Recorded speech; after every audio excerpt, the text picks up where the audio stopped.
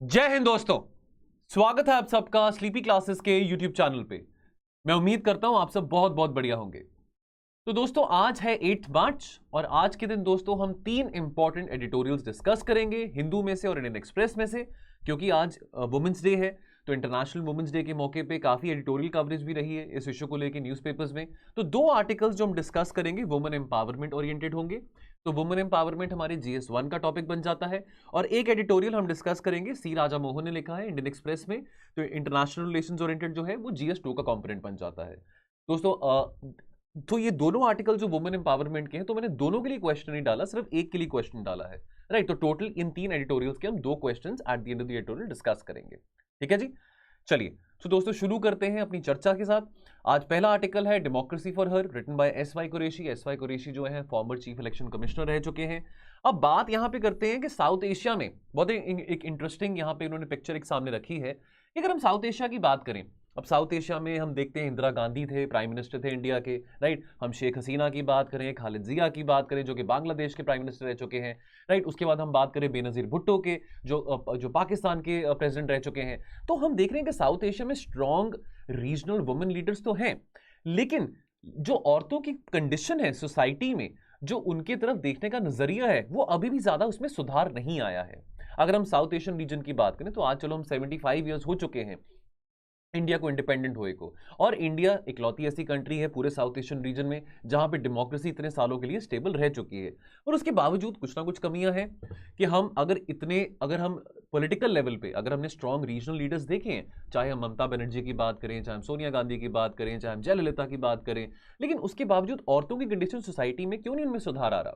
While women have played a very visible and important roles at the higher echelons of power, they have been underrepresented in political parties। कितने सालों से, 20-25 सालों से ये बात हम सुनते आ रहे हैं कि 33% रिजर्वेशन औरतों को मिलना चाहिए पार्लियामेंट में, लेकिन अभी तक ये बिल पास नहीं किया गया। हर सारी पॉलिटिकल पार्टीज अपने मैनिफेस्टो में ये बात करती हैं। देखिए अब वोट बैंक की पॉलिटिक्स भी चलती है, ठीक है, बहुत बड़ी बड़ी बातें कमिट की जाती है मैनिफेस्टोज में, ठीक है, लेकिन एक्चुअल में पॉलिटिकल विल होने के बावजूद भी ये हम ग्राउंड रियलिटी में चीज क्यों नहीं देख पा रहे हैं कि वाकई में 33% वुमेन रिजर्वेशन बिल पास हो सके।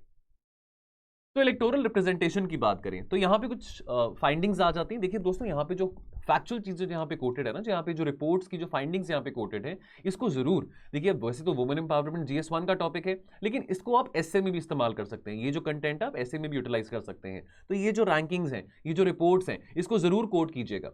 In electoral representation, India has fallen several places in the Inter-Parliamentary Union's global ranking। तो अगर हम रैंक की बात करें तो अगर हमारा रैंक 117 था 2014 के लोकसभा इलेक्शन के बाद, तो अब वो रैंक जनवरी 2020 तक की बात करें तो रैंक 143 है। हम पाकिस्तान से भी पीछे हैं, बांग्लादेश, नेपाल, श्रीलंका, इन सब से हम पीछे हैं। स्कॉलर्स हैव सजेस्टेड दैट जो 33% रिजर्वेशन की अगर हम बात करते हैं लोकसभा में औरतों के लिए, ये 40 साल तक नहीं हो पाएगा। ये प्रोजेक्ट आने वाले 40 सालों तक पूरा नहीं हो पाएगा। कारण ये है, उनकी जो फाइंडिंग्स हैं, they are based on the historical election trends and assuming that no gender quota is introduced. तो ये एक ऐसा विषय है जो कि आज इंटरनेशनल वुमेन्स डे पे सोचने लायक है। It is worth considering upon. Voter participation की बात करें, चलो अब ये तो एक इंटरेस्टिंग ट्रेंड हमने देखा कि इलेक्टोरल पार्टिसिपेशन में स्ट्रॉन्ग रीजनल लीडर्स हैं, लेकिन 33% रिजर्वेशन अभी भी पास नहीं करी गई है। ज्यादा औरतें जो हैं पॉलिटिक्स में नहीं आ पा रही हैं। कुछ गिने चुने लोग, कुछ गिने चुनी औरतें हैं जो कि बहुत एलीट फैमिलीज में से जो कि पॉलिटिक्स में आती हैं, एक्टिवली पार्टिसिपेट करती हैं। लेकिन वोटर पार्टिसिपेशन की बात करें, now interestingly in countries like India and Bangladesh, the presence of women may be powerfully felt as voters rather than as candidates। तो यहाँ पे एक फाइंडिंग यहाँ पे कोट करी गई है कि 1962 के इलेक्शन में, जो 1962 का इलेक्शन था, उसमें जो मेल वोटर टर्नआउट था इंडिया में, that was 16% higher than that of women. लेकिन आज इतने सालों के बाद, 65 ईयर्स के बाद, अगर 2019 के लोकसभा इलेक्शंस की बात करें तो उसमें जो औरतों का पार्टिसिपेशन था वो कई गुना ज्यादा था एज कंपेयर टू मेन। तो this is very good. Now the growing turnout of women voters, this could influence the political parties. खास करके देखिए, हम फॉर एग्जांपल हम बात करते हैं बिहार की, राइट। तो बिहार में हर बार ये मुद्दा आता है, नीतीश कुमार की सरकार ने कहा था जी हम लिकर बैन कर रहे हैं, प्रोहिबिशन ऑफ लिकर कर रहे हैं, क्योंकि काफी सारी औरतों की डिमांड थी कि हमारे जो हस्बैंड्स हैं वो अल्कोहलिक हैं, शराब पीते हैं, सारे पैसे शराब में खर्च कर देते हैं। अब अगर औरतें इतनी बढ़ चढ़ के पार्टिसिपेट करेंगे इलेक्शन में तो डेफिनेटली उनके जो कंसर्न्स हैं उन पे ज्यादा गौर किया जाएगा। So it is a very big vote. तो यहाँ पे अगर हम वोट बैंक पॉलिटिक्स की बात करें तो बहुत एक वाइडर इलेक्टोरेट है औरतों का, जिनको कोई भी पॉलिटिकल पार्टी इग्नोर नहीं कर सकती है। तो राजनीति के टाइम पे, पॉलिसीज बनाने के टाइम पे तो ठीक है, लेकिन why not give them more participation as far as them being more representative is concerned. अब यहां पे कुछ डायरेक्ट बेनिफिट ट्रांसफर स्कीम्स की बात करेगी, तो फॉर एग्जांपल यहां पे बात करेगी प्रधानमंत्री सुरक्षित मातृत्व अभियान की। अब इसके चलते, इस स्कीम के चलते जो मिटरनल मोर्टालिटी रेट है that has reduced from 167 which was the rate back in 2011-13 to 113 which is the recent finding as far as 2016-18 is concerned. उसके अलावा जो मैटरनिटी बेनिफिट अमेंडमेंट बिल जो अनाउंस किया गया था, ये भी बहुत लैंडमार्क था। इसके चलते जैसे कि आप जानते हो कि जो पेड मैटरनल लीव है वो औरतों को पहले 12 हफ्ते की मिलती थी, यानी कि लगभग 3 महीने की। अब वो जो लीव है, पेड मैटरनिटी लीव है, वो 26 वीक्स की मिलती है, यानी कि लगभग 6 महीने की वो लीव मिलती है। तो अगर आप इस स्कीम के बारे में थोड़ा समझना चाहें, प्रधानमंत्री सुरक्षित मातृत्व अभियान के बारे, तो ये स्कीम जो थी 2016 में लॉन्च करी गई थी। अब इस स्कीम के चलते ये जो स्कीम है this is launch by the ministry of health and family welfare. Now the programme aims to provide assured comprehensive and quality antenatal care free of cost universally to all pregnant women, ताकि institutional deliveries जो हैं वो ज्यादा बढ़ सके। और इसके चलते डेफिनेटली औरत जो, अगर हम बात करें मदर और चाइल्ड दोनों के ऊपर ध्यान दिया जाएगा, राइट, सेफ डिलीवरी हो पाएगी, तो definitely that will have an impact on the infant mortality rate as well. तभी करके हम डिक्लाइन देख रहे हैं इन्फेंट मोर्टालिटी रेट में, right? Now this guarantees a minimum package of antenatal care services to women in the second or third trimester of pregnancy at designated government health facilities. Interesting बात यह है कि scheme के चलते यहाँ पे सिर्फ सरकारी डिस्पेंसरीज या सरकारी हॉस्पिटल्स का योगदान नहीं, यहाँ पे प्राइवेट सेक्टर जो हॉस्पिटल्स हैं उनके साथ भी कोऑपरेशन करने की बात करी गई है। तो ये जो डायरेक्ट बेनिफिट ट्रांसफर स्कीम है that this has been very game changing as far as the declining infant mortality ratio is concerned, infant mortality rate is concerned. चलो दोस्तों, अगला article reaping the potential of female workforce. तो पिछले article में मैंने question नहीं डाला क्योंकि दोनों ही आर्टिकल्स वुमेन एम्पावरमेंट से ओरिएंटेड हैं, तो इस आर्टिकल के एंड में आपको क्वेश्चन मिलेगा। ये हिंदू में आया है। अब देखिए, अब हम यहां पे बात करते हैं डेमोग्राफिक डिविडेंड की। देखिए, भारत में हर दूसरा इंसान आज के टाइम पे, उसकी उम्र कितनी है, लगभग 25 से 28 साल के बीच में। तो हम अब युवा एनर्जी की बात करते हैं, ऊर्जा की बात करते हैं, हम डेमोग्राफिक डिविडेंड की बात करते हैं, डेमोक्रेसी डिमांड डेमोग्राफिक डिविडेंड। तो हम एक यंग नेशन है और ये जो बेनिफिट है आज हमारे पास है, बिकॉज आज बहुत सारी कंट्रीज हैं, अगर हम जर्मनी की बात करें या अगर हम चाइना की भी बात करें, जहां पे जो आबादी है उनकी एज बढ़ रही है, तो वो यंग पोटेंशियल जो है आज हमारे पास है। तो आज हम, बहुत जरूरी है कि उस पोटेंशियल को हम टैप कर सकें। तो अगर हम औरतों की भी बात करें, राइट, अब यहां पे बात आती है, अगर हमारे देश में युवा हैं, चाहे लड़के हैं चाहे लड़कियां हैं, इतनी ज्यादा फीमेल लेबर फोर्स पार्टिसिपेशन औरतों की देखने को क्यों नहीं मिल रही है? जो पार्टिसिपेशन ऑफ वुमेन है in the workforce in India, now that has dropped. देखिए दोस्तों, ये जो फाइंडिंग्स है ना, यहाँ पे ये जो चीजें, फैक्चुअल चीजें जो कोट करी हुई हैं, हमने अपने आंसर को डिफरेंट बनाना है। अगर हमने रैंक लेके आना है, अच्छा रैंक लेके आना है, देखिए अब वुमेन एम्पावरमेंट को लेके थोड़ा बहुत कंटेंट तो हर कोई जानता होगा, हर कोई लिखेगा, लेकिन हमने अपने आंसर को डिफरेंट बनाना है, थोड़ा लेवरेज मिल सके हमको। तो ये चीज़ों को जरूर कोट कीजिएगा। ये जो परसेंटेज की जो बातें यहाँ पे लिखी गई हैं, जो भी यहाँ पे फाइंडिंग्स लिखी गई किसी भी रिपोर्ट की, तो ये जरूर वहाँ पे कोट करना। पिछले आर्टिकल में हमने पॉलिटिकल एम्पावरमेंट की बात करी थी, इस आर्टिकल में हम इकोनॉमिक और सोशल एम्पावरमेंट की बात करेंगे as far as women is concern. ठीक है, तो अगर हम इंडिया का जो female labour force participation rate की बात करें, that is the lowest amongst the BRICS nations, even amongst the South Asian nations. तो increasing this labour force participation rate is very critical अगर हम इंक्लूसिव ग्रोथ की बात करें या अगर हम अपने सस्टेनेबल डेवलपमेंट गोल्स का टारगेट मीट करना चाहते हैं। तो उसके लिए औरतों का जो कंट्रीब्यूशन है वो बहुत ज्यादा रहने वाला है, बहुत ज्यादा सिग्निफिकेंट रहने वाला है, because they form a significant part of the India's demographic dividend, right. अब for women the inability to stay employed, now that, अब देखिए अगर बहुत लंबे समय के लिए अगर उनको नौकरी नहीं मिल पा रही है या उनके परिवार में लोग उनको नहीं अलाउ कर रहे हैं कि वो हायर एजुकेशन अचीव करें या वो कहीं बाहर जाके नौकरी करें, अब अगर वही वो थोड़ा ट्रेडिशनल नैरो माइंड, अगर वो नैरो माइंड सेट है, अगर जैसे हम खास करके बैकवर्ड एरियाज में देखते हैं, रूरल एरियाज में देखते हैं कि औरतों को ज्यादा मौके नहीं दिए जाते हैं पढ़ने के लिए या नौकरी करने के लिए, तो ये बात सही नहीं है। अगर हम देखें अपने पड़ोसी देशों को, चाइना की बात करें, सिंगापुर हो, ताइवान है, साउथ कोरिया है, अब इन देशों ने बहुत इकोनॉमिक रिकवरी देखी है, बहुत इकोनॉमिक डेवलपमेंट देखी है। तो अब इन्होंने इकोनॉमिक डेवलपमेंट देखी बिकॉज यहाँ पे औरतों ने बहुत ज्यादा पार्टिसिपेट किया है, बहुत कंट्रीब्यूट किया है। कितनी बार ये बात हम डिस्कस कर चुके हैं कि जो हमारी जीडीपी है that can increase by 3 to 4% अगर फीमेल लेबर फोर्स पार्टिसिपेशन और इंक्रीज कर जाए। अब कौन से ऐसे सेक्टर्स हैं जिसमें पोटेंशियल है? देखिए आमतौर पे अगर हम बात करें तो अगर हम हेल्थ केयर वर्कर्स की बात करें, राइट, आंगनवाड़ी वर्कर्स की बात करें, स्कूल टीचर्स की बात करें, जो छोटे बच्चे हैं अगर जो किंडरगार्टन में जाते हैं, अगर हम इन सेक्टर्स की बात करें तो यहाँ पे मोस्टली जो टीचर्स हैं या हेल्थ केयर वर्कर्स हैं वो औरतें होती हैं, ठीक है। So they form a significant proportion of the workforce in the education sector and the health care workers as well. अब केयर सर्विस सेक्टर की बात करें, यानी कि यहाँ पे जो हेल्थ केयर वर्कर्स हो गए, छोटे बच्चों की देखभाल करना, सीनियर सिटीजन्स की देखभाल करना, पेशेंट्स की देखभाल करना एज अटेंडेंट्स, इस तरह की अगर हम जॉब्स की बात करें तो ये इसमें भी ज्यादातर जो कंट्रीब्यूशन है औरतों को देखा जाता है, ठीक है। ये ज्यादा लेबर इंटेंसिव है as compared to the sectors जो कि मैन्युफैक्चरिंग या कंस्ट्रक्शन ओरिएंटेड होते हैं। As per a finding of the international labour organisation, greater investment in better health care and care facilities will lead to more employment. देखिए अगर हम ज्यादा investment, अगर आज हम 2.5% ऑफ द जीडीपी कॉन्ट्रीब्यूट अगर हम स्पेंड करते हैं towards the health care sector, तो डेफिनेटली वो हेल्थ केयर सेक्टर के लिए तो बहुत अच्छा है, लेकिन इकोनॉमी के लिए भी बहुत अच्छा है, लेकिन उसके साथ और अपॉर्चुनिटीज आएंगी औरतों के लिए और जॉब अपॉर्चुनिटीज आएंगी which will be very good for boosting their moral.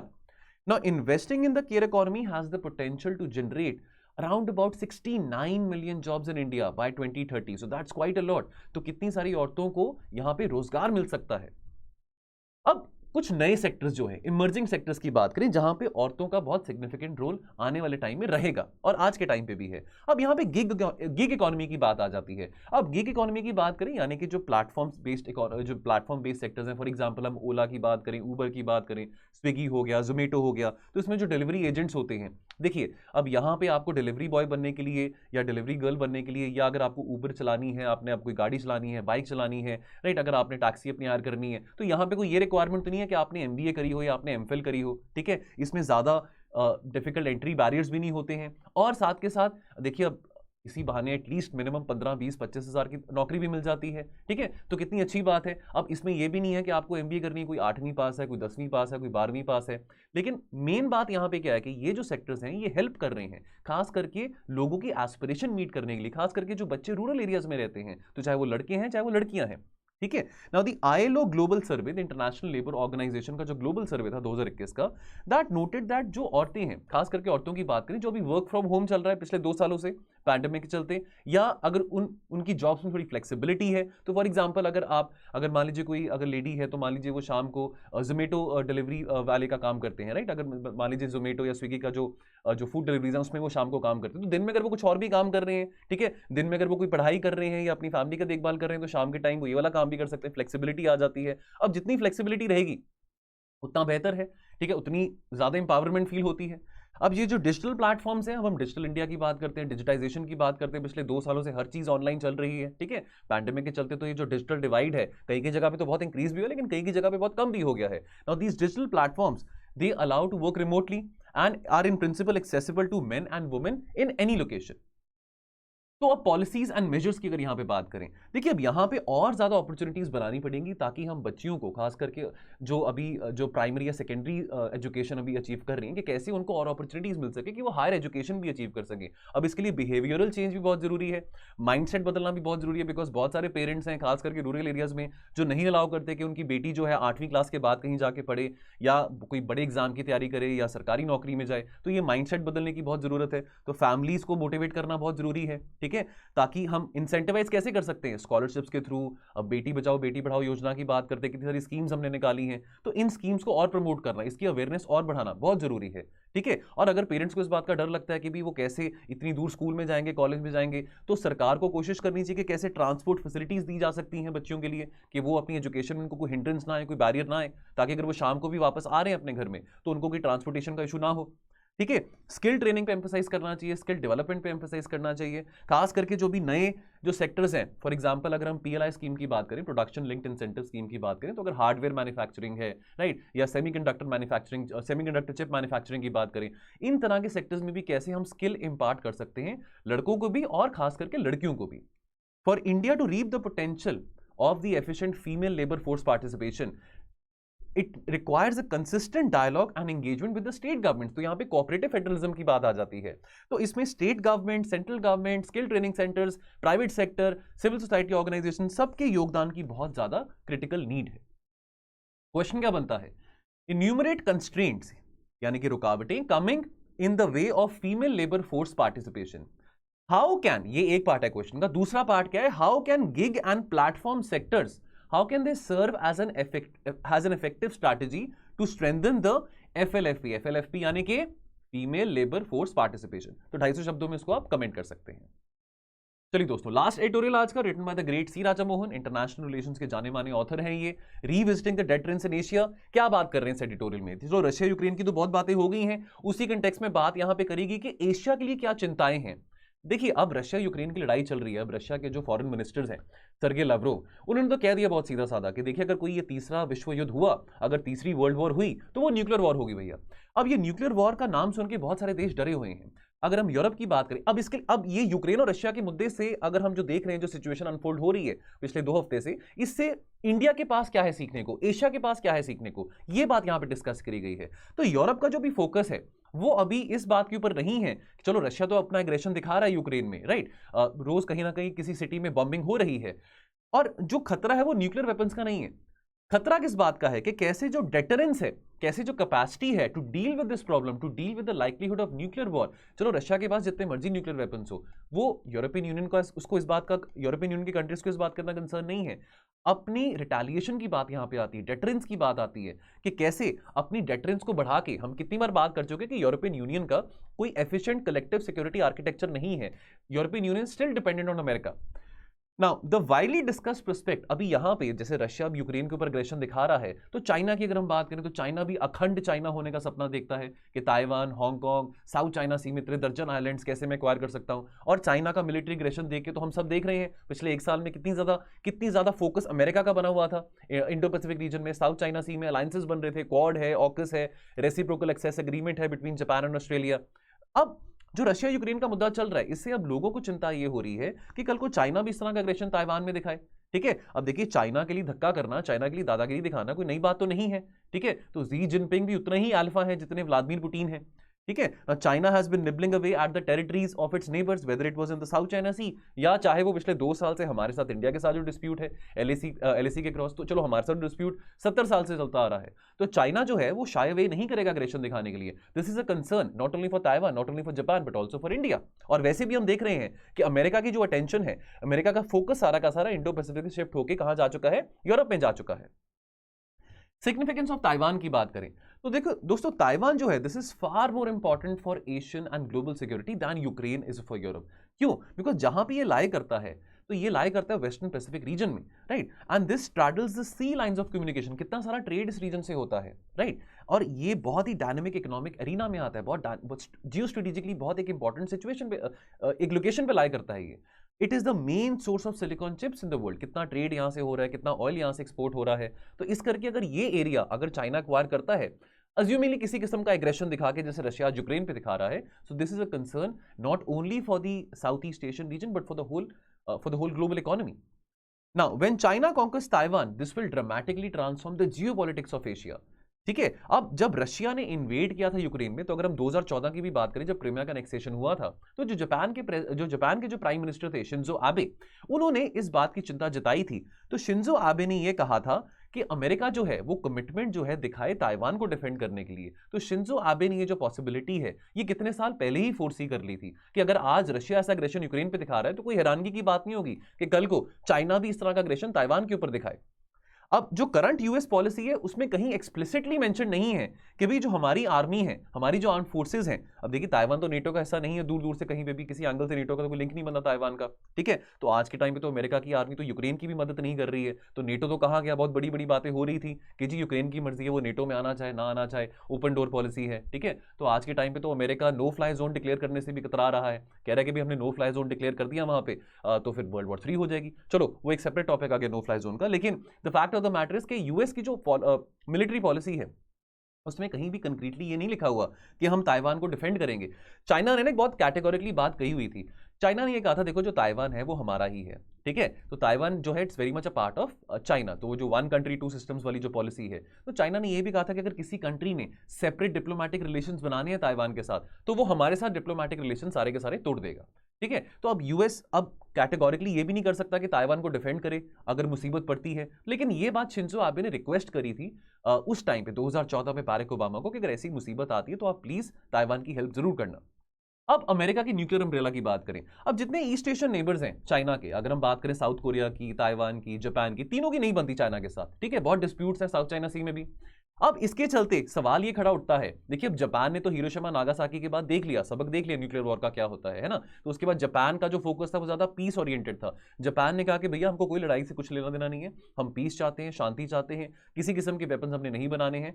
लेकिन अब सवाल ये उठता है कि अगर in the wake of Chinese aggression in Taiwan, क्या ये तीनों देशों को अपनी न्यूक्लियर कैपेसिटी जो है, न्यूक्लियर कैपेबिलिटी जो है वो बढ़ानी चाहिए? तो इन तीनों देशों ने सोचा कि चलो ठीक है कि हम अपनी न्यूक्लियर कैपेसिटी उसको बढ़ा सकते हैं, तो उन्होंने ये बात अमेरिका से करी। अमेरिका ने कहा कि नहीं, आपको, अमेरिका ने इन तीनों देशों को डिस्करेज किया। अमेरिका ने बोला कि रुको, आपको क्यों न्यूक्लियर कैपेसिटी अपनी बढ़ानी है, हम आपको मदद करेंगे, आपकी प्रोटेक्शन करेंगे under our nuclear umbrella.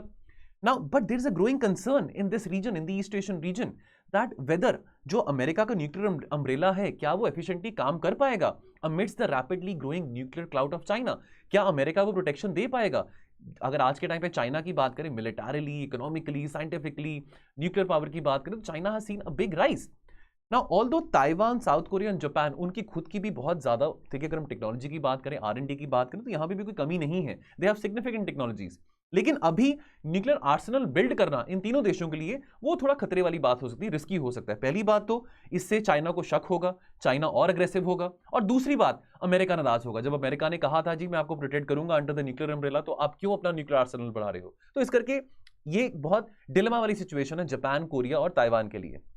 For now अभी जापान का, साउथ कोरिया का और ताइवान का जो मेन फोकस है वो है कि कैसे हम अपनी जो मिलिट्री अलायंस है, अपने जो संबंध है, मिलिट्री रिलेशंस हैं, वो कैसे अमेरिका के साथ बढ़ा सकते हैं। तो हम देख रहे हैं अमेरिका की जो इन्वॉल्वमेंट रही है पिछले 1 साल में इंडो पैसिफिक में। ऑकस के चलते अमेरिका ने कमिट किया है ऑस्ट्रेलिया को कि जो न्यूक्लियर सबमरीन बनाने की टेक्नोलॉजी है वो हम ऑस्ट्रेलिया को देंगे। फिर हम ये भी देख रहे हैं कि जापान भी थोड़ा इंटरेस्ट दिखा रहा है चाइना को कंटेन करने के लिए, तो जापान और ऑस्ट्रेलिया ने एक reciprocal access RAA reciprocal access agreement sign किया है। तो इस तरह की अलायंसेस बनाते रहें, लेकिन अभी के लिए जापान, साउथ कोरिया और ताइवान के लिए बहुत जरूरी है कि वो डिपेंडेंट यूएस के ऊपर रहें। क्वेश्चन क्या बनता है इस एडिटोरियल में से, Russia's war in Ukraine is bound to transform the Asian nuclear landscape. इसको एलैबोरेट कीजिए 250 शब्दों में।